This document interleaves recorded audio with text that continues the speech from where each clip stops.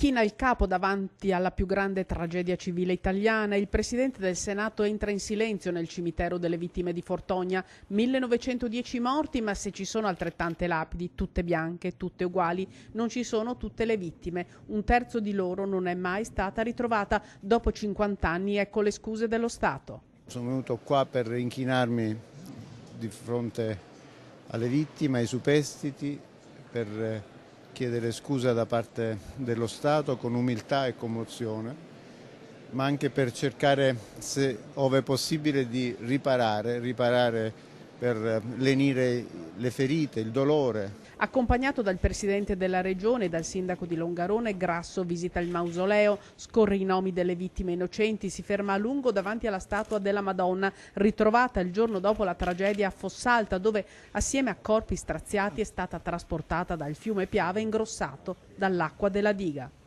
Questo disastro si sarebbe evitato se una maggiore considerazione dell'importanza della vita umana avesse prevalso su interessi economici.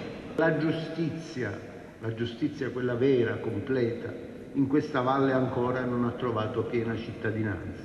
Voi avete il diritto di chiedere queste risposte. Lo Stato che oggi qui rappresento ha il dovere di darvele per riscattarsi delle proprie mancanze di 50 anni fa. È una visita di Stato riparatrice, segnata dalla commozione e dalla disponibilità del Presidente del Senato, che risponde anche ai tanti perché di questi giorni dopo le ultime rivelazioni. Si può cercare se ci sono ancora altre verità da scoprire e si può cercare appunto di lenire, di riparare alle ferite che sono rimaste, i superstiti.